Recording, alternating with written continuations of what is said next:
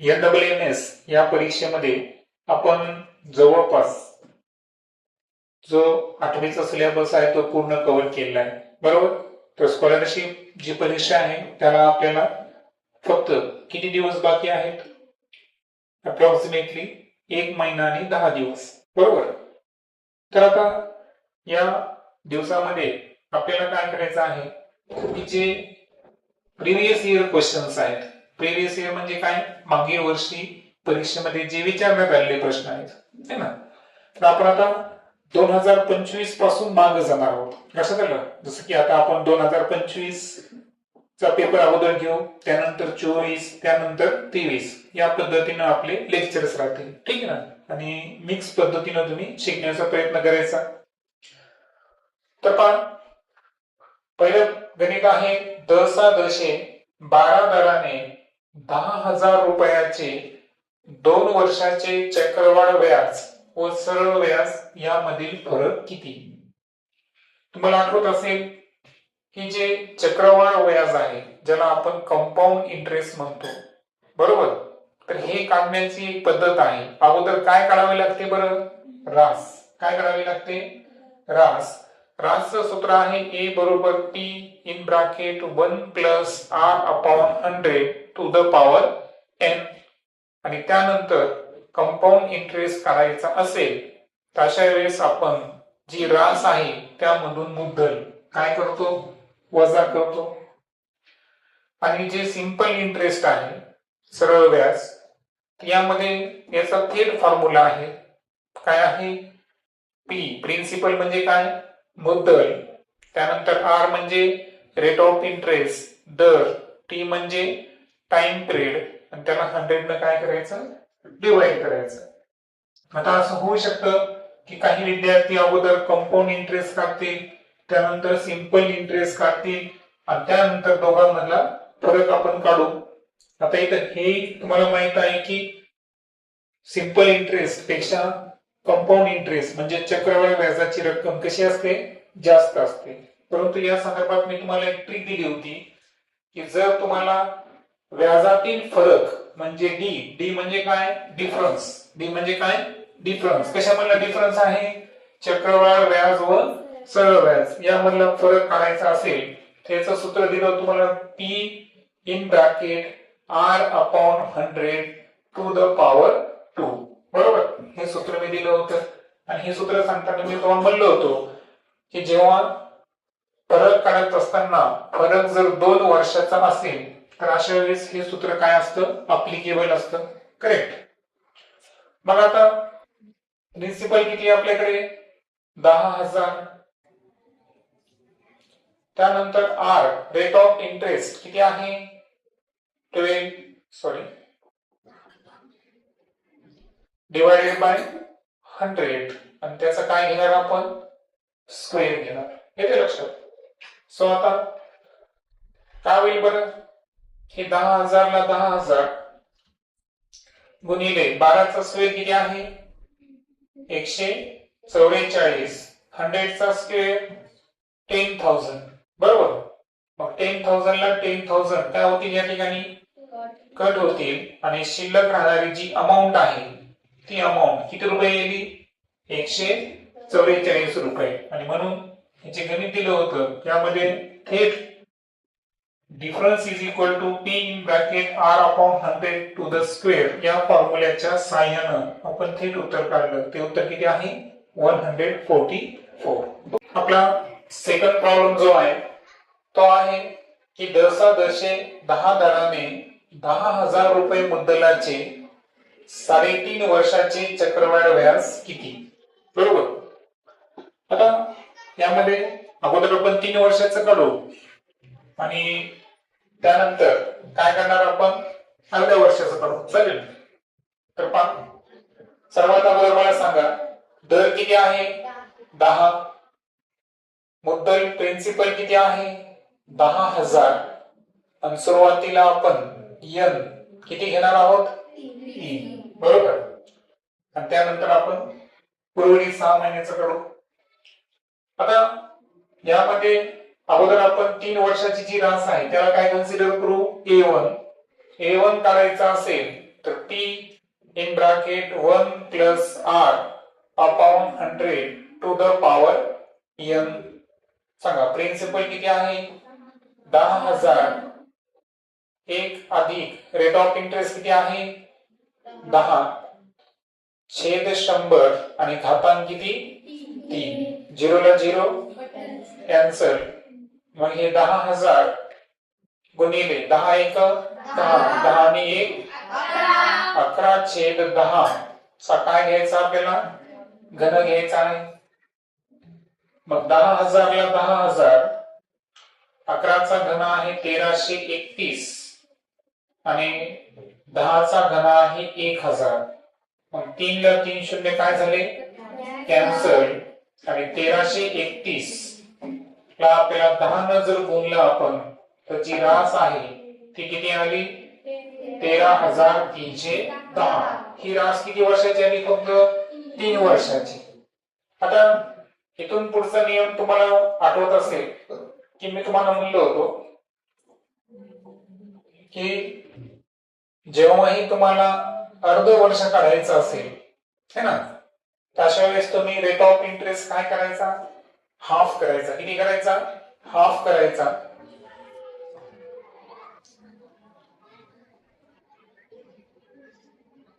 Cross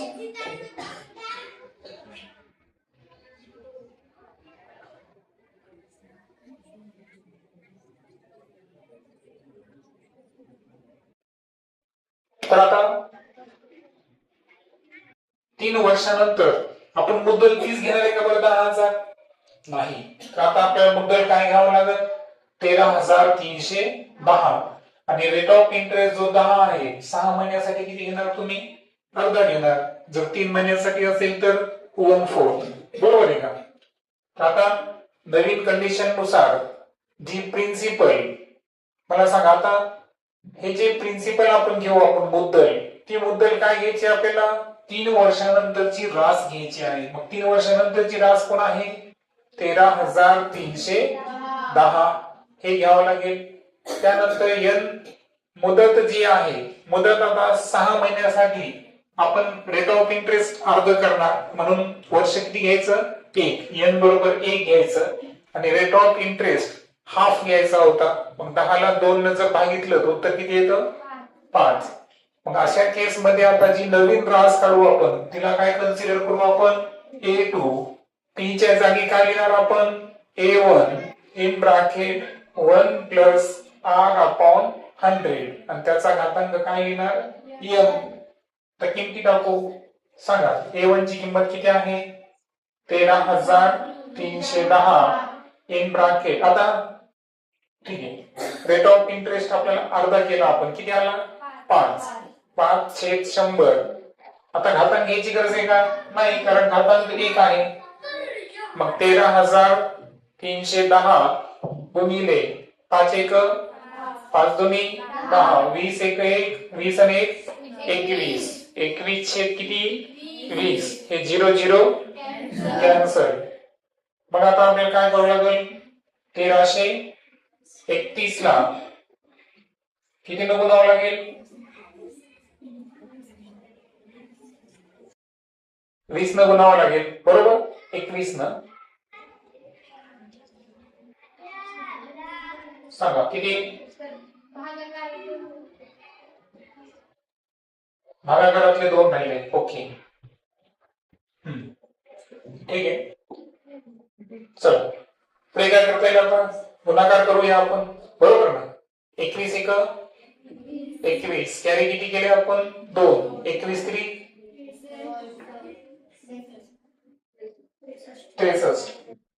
63 आणि 2 65 ला किती घेणार आपण 5 कॅरी किती करणार 6 पुन्हा 21 3 63 आणि 6 71 63 आणि 6 69 सॉरी 69 ला 9 कॅरी किती करणार 6 21 एक 21 आणि 6 कितीने भागायचं त्याला 2 ने 2 एक 2 3 6 2 9 18 2 7 14 त्यानंतर 2 पंचे 10 2 पंचे 10 बरोबर, किती आलं?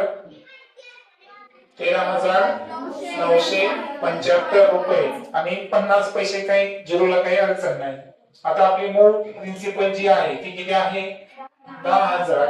मग आता आपल्याला काय करायचं होतं पहा, चक्रवाढ व्याज किती? ही काय झाली बरं? ही रास झाली. 3.5 वर्षानंतरची काय झाली? ही रास, ज्याला आपण A2 कन्सिडर केलं. आणि आपली मूळ मुद्दल किती आहे? 10,000. आणि म्हणून इथं जर आपल्याला कंपाऊंड इंटरेस्ट म्हणजे चक्रवाढ व्याज करायचा असेल तर एकूण रास जी आहे A2 याच्यातून काय वजा करावं लागेल? P. मग 13,975 रुपये 50 पैसे यामधून प्रिन्सिपल 10,000 जर आपण वजा केली तर उत्तर किती येईल? 3,975 रुपये 50 पैसे. हे असेल 3.5 वर्षानंतरचं चक्रवाढ व्याज. पुढचं गणित जे आहे तर यामध्ये 400 लिटर दुधामध्ये, आता हे दूध कोणाचं आहे? म्हशीचं. तर म्हशीच्या दुधामध्ये मलईचे प्रमाण किती टक्के आहे? 11%. आणि गाईच्या 600 लिटर दुधामध्ये मलईचे प्रमाण किती आहे? 8% आहे. तर सर्व एकत्र केले तर मिश्रणात मलईचे प्रमाण किती टक्के? बरोबर. आता यावेळेस जो प्रश्न आलेला आहे त्यामध्ये तुम्हाला 2 अचूक पर्याय निवडायचे, कारण स्कॉलरशिपच्या परीक्षेमध्ये काही प्रश्न असे असतात जिथं तुम्हाला दिलेले 2 पर्याय अचूक निवडा, तिथं तुम्हाला दोन्ही पर्याय निवडायचे असतात. येते लक्षात. ते कसे असतील सांगतो मी तुम्हाला. आता एक लक्षात घ्या, 400 लिटर दुधामध्ये 11% आहे. येते लक्षात. 400 लिटर जे दूध आहे, बरोबर आहे का? तर यामध्ये प्रमाण 11% आहे. येते लक्षात. आणि त्यामध्ये आपण 600 लिटर गाईचं दूध ऍड केलं की ज्याच्यामध्ये मलईचं प्रमाण किती होतं? 8% होतं. तर एकूण दूध किती व्हायला बरं? 1,000 लिटर. येते लक्षात. आता या 1,000 लिटर मध्ये जे प्रमाण आहे ते प्रमाण जर पाहिलं आपण तर मला सांगा, आता तुम्ही याची बेरीज केली, परंतु जर आपण प्रमाण जर पाहिलं दुधाचं प्रमाण, तर दुधाचं प्रमाण किती आहे बरं? 400/600 हे प्रमाण जर पाहिलं आपण तर 0 कॅन्सल करू आपण. हे प्रमाण कसं आहे? 2:3. कसं यायला प्रमाण ते? 2:3. आता पहिलं काय की मिश्रणामध्ये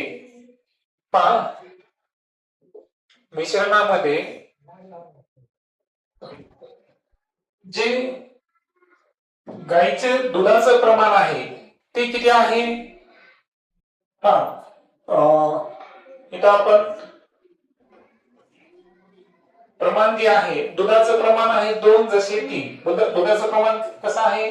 2:3. मग आता मला सांगा 2 आणि 3 यांची जर आपण बेरीज केली ती किती होईल? 5 होईल. मग आता मला सांगा की 2 गुणिले 2 प्रमाणामध्ये किती टक्के आहे? 11%. 2 प्रमाणामध्ये किती आहे? 11%. आणि 3 प्रमाणामध्ये गाईच्या दुधाचं किती आहे? 8%. आणि 2 आणि 3 यांची जर बेरीज केली तर एकूण प्रमाण किती दूध मानलं आपण? 5.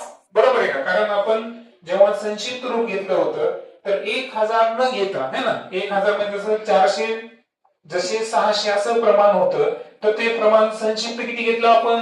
2:3. मग 2:3 प्रमाण घेतलं म्हणून 2:3 प्रमाणाला त्या टक्केवारीने करून दोघांची बेरीज 5 आपण जर मागितलं तर एकूण टक्केवारी निघते. मग सांगा किती होईल? 11 दुनी 22, 8 त्रिक 24/5. मग किती होईल? 46/5%. हा एक पर्याय तिथं आहे पहा. आणि त्यानंतर 5 न 46 ला भागायचं. 5 न 45, 5 दुनी 10. हा सुद्धा पर्याय आहे. म्हणजे तुम्हाला जेव्हा OMR शीटवर आन्सर या ठिकाणी राऊंड ऑफ करायचे आहे तर अशा वेळेस जो पर्यायामध्ये तुम्हाला 46/5 दिसेल आणि जिथं 9.2 असे दोन्ही पर्यायाला तुम्हाला गोल करणं आवश्यक आहे. येतं लक्षात.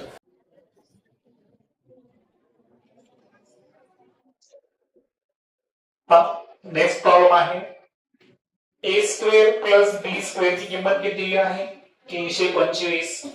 ए प्लस बी ची किंमत किती आहे 23. ए बी म्हणजे ए आणि बी चा गुणाकार 102 आहे. तर आपल्याला ए वजा बी ची काय करायची आहे किंमत काढायची आहे. आता मला सांगा मुळात काय होतं की ए वजा बी याचा जर आपण स्क्वेअर केला तर आपल्याला कोणकोणत्या क्वांटिटी लागतात बरं ए square minus 2ab plus B square बरोबर. याला जर आपण रिअरेंज केलं आता या दोन राशी आपण जवळ जवळ लिहू A square plus B square आणि मायनस 2ab हे नंतर लिहू. तर मला सांगा आता A square plus B square आहे अवेलेबल आहे. ए बी हे आहे अवेलेबल. आता ए प्लस बी ची किंमत 23 दिलेली आहे. त्याची आपल्याला सध्या गरज आहे का नाही की कारण या दोन राशीतून आपली किंमत फायनलाइज होऊ शकते. मग आपण बाकीचे दिलेल्या राशी आहे त्या गणितामध्ये वापरायलाच पाहिजे असं काही असतं का नाही. म्हणून पहा आता का होईल सांगा आता A square plus B square ची किंमत किती आहे 325 वजा 2 गुणिले ए बी ची किंमत किती आहे 102. मग 325 ला 325 102 ला 2 ने गुणा उत्तर किती येईल 204. 204 आल्यावर यांची वजाबाकी किती येईल 121. ही किंमत कोणाची आली बरं ए वजा बी कंसाचा वर्ग. पण तुम्हाला किंमत कोणाची काढायची आहे ए वजा बी ची किंमत काढायची आहे.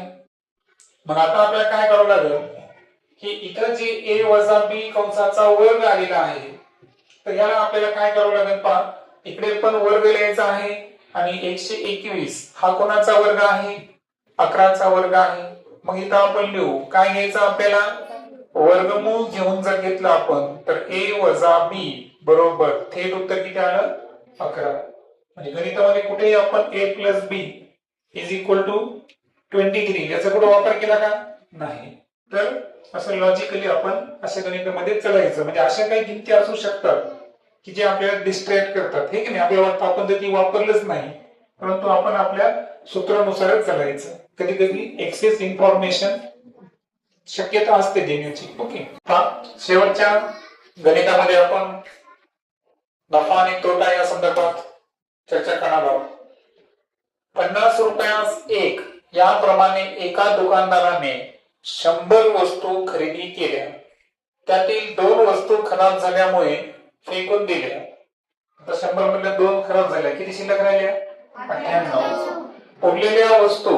उरलेल्याच्या ठिकाणी आपण इथं डायरेक्ट एक अंक लिहून टाकू किती 98. तर किती रुपये प्रमाणे 60 रुपयाप्रमाणे विकल्या तर या व्यवहारात शेकडा नफा किंवा शेकडा तोटा किती झाला. म्हणजे अगोदर आपल्याला ठरवायचंय की नफा का तोटा आणि त्यानंतर त्याची टक्केवारी काढायची. आपल्याला टक्केवारी काढण्यासाठी जुने सूत्र वापरा किंवा आपल्याकडे आहेत प्रमाण ठीक आहे नाही समचलन पण आपण वापरू शकतो. तर पहा सर्वात अगोदर आपण खरेदी किंमत जर काढली तर खरेदी किंमत किती असेल बरं 50 गुणिले किती वस्तू आहेत 100 वस्तू तर किती रुपये होतील 5000 रुपये. ही काय झाली खरेदी किंमत झाली. ओके त्यानंतर विक्री किंमत संदर्भात जर पाहिलं आपण आता 2 वस्तू खराब झालेल्या आहेत त्या विचारामध्ये घेणं शक्य आहे का नाही. तर एकूण विक्री झालेल्या वस्तू किती आहेत 98 आणि किती रुपये प्रमाणे विकल्या 60 रुपये प्रमाणे. सो 60 गुणिले 98 शून्याला 0 8 सक 48 साइन नंबर 54 आणि 4 किती होईल 58 म्हणजे 5880. ही काय झाली विक्री किंमत. मग आता मला सांगा नफा झाला का तोटा झाला नफा. पण आता सरळ आपण या ठिकाणी एकूण नफा जर काढला तर एकूण नफा काढण्याचं सूत्र काय आहे विक्री किंमत वजा खरेदी किंमत आणि 5880 मधून 5,000 जर मायनस केले आपण तर आन्सर किती 880 रुपये. आता गुंतवणूक किती केली होती 5,000. आता मी हे गुणोत्तर प्रमाण करतो हा. तसं इकडे नफा आणि इकडे तोट्याचे सूत्र तुम्हाला माहित आहे, पण गुणोत्तर आणि प्रमाण किंवा जे समप्रमाण आहे त्यानुसार पहा. आता 5,000 रुपये असताना है ना, 5,000 रुपये खरेदी किंमत असताना नफा किती झालेला आहे 880. तर 100 रुपयाच्या वेळेस किती, बरोबर. आता मला सांगा, हे जे प्रमाण असतं हे समचलन असतं. काय असतं समचलन. आणि समचलनची ट्रिक काय आहे, गुणाकार करताना कसा करायचा, तिरकस गुणाकार करायचा. सो आता आपण काय करणार, 5,000 गुणिले x बरोबर 880 गुणिले 100. मग आता x बरोबर 880 गुणिले 100. 5,000 जे गुणाकारात होते ते कुठे जातील, भागाकारामध्ये जातील.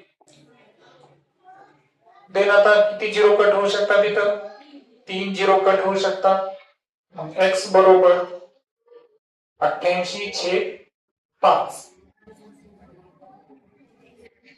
बरोबर. मग आता किती होईल सांगा, 5 1 5, 3 उरले 38 बरोबर. 5 7 35, किती होतील 3, 5 6 30. मग आता जे आपण शेकडा नफा काढलेला आहे तो किती आलेला आहे 17.6. ओके.